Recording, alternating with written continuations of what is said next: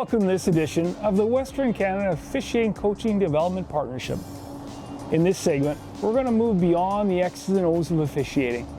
We get the officials to a point where they're doing a really good job with the skills they need, such as skating, positioning, creating sightlines, and using good judgment. Then we can begin to talk about the next level of officiating development. Things like game intelligence, awareness, presence, and game management. We talk about the feel for the game. What even is that? And how do we help officials to understand what it is and how they can use it to be better officials? Chris Kreitz is a retired WHL official who had a tremendous career that included Memorial Cups. Chris has begun his officiating coaching career and provides an interesting perspective and insight to officiating coaching. Let's hear from Chris.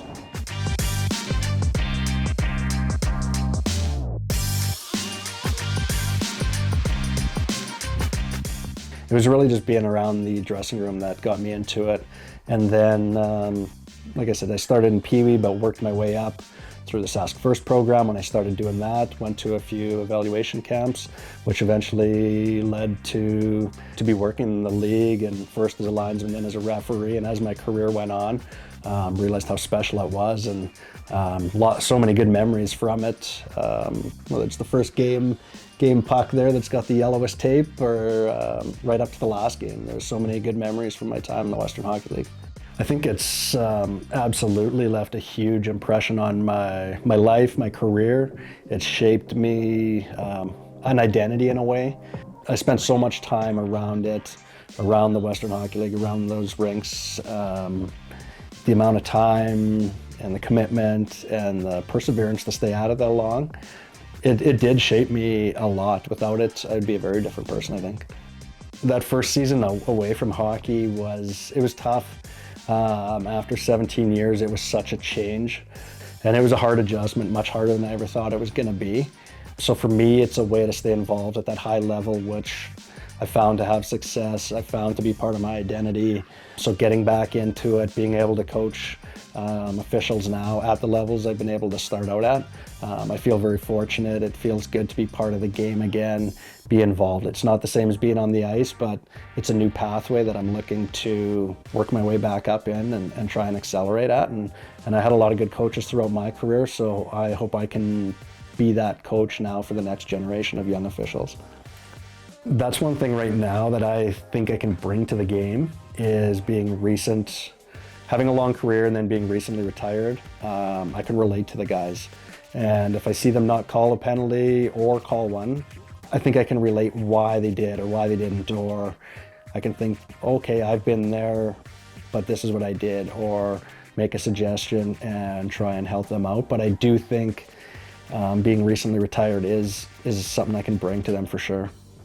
I totally think I rely a lot on experience and think if this is something I did early in my career, maybe it's a penalty I called where I knew I wouldn't call it later in my career. What adjustment did I make? What did I do differently so that I wasn't making the same mistake twice? And I'll try and relay that message to the officials I'm talking to or working with in the game. So right now I find like I'm really relying on that to try and develop my own style, but trying to be calm and level-headed as well right now, because I feel like I was a pretty calm demeanor for the most part on the ice and had good rapport with the teams and the coaches. So I'm trying to relate that to the guys in the room and bring that same demeanor right now. For myself right now, as I'm still relatively new at these levels, it's a combination of taking some styles of officiating coaches that have worked for me and helped me, but on the other hand, trying to develop my own. So it's certain strategies, again, from prior, but I'm trying to also mix that with conveying it my own way so that I am my own supervisor. I don't want to be just a copycat of someone else and repeating all the things that they told me. Yeah, feel for the game is interesting. It's, I guess, knowing when to involve yourself in the game, when to do the right thing. If the right thing is calling a penalty late, then you have to put your arm up and call that penalty late. Knowing how to manage periods or conflict throughout the game When the building's getting loud at you or a coach is on the bench, how do you handle that without yelling back to bring the temperature of the game down? Having that feel, having that rapport, they're hard to teach verbally. I find that a lot of those things are learned skills, and it's probably going to take some tough nights to learn some of those skills, but it also takes the commitment of learning from your mistakes, maybe watching some video, being an active learner, going and watching games, seeing how guys that have been really good at, say, game management, what have they done? Ask them questions. So a little bit of learning on the fly. So it's not an X's and O's exercise. It is active learning.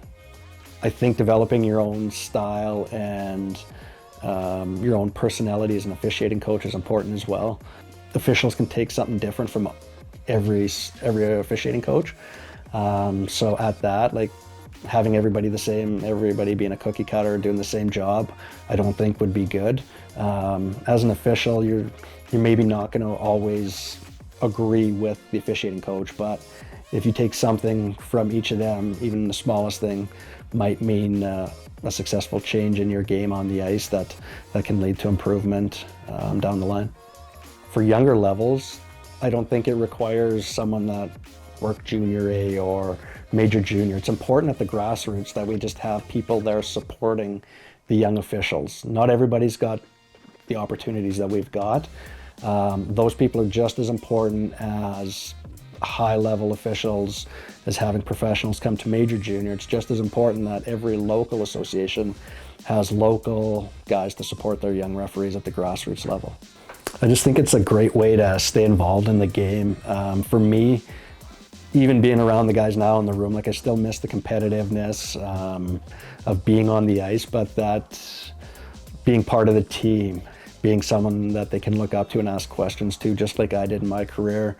I can be that person now, and I'm happy to help out and be that support for new officials that are moving their way up, and I hope they can have the same success that I had in my career. I hope that I can help them now achieve that. Thanks to Chris for his time and his thoughts. It is fun to see the pyramid being built and the officials' hockey IQ grow and take shape. This episode was about the art of officiating. We hope through Chris's stories you got some good insight that will help you when you're coaching officials. Thanks again for the time you spend in the arenas. Stay warm, and we'll see you again soon.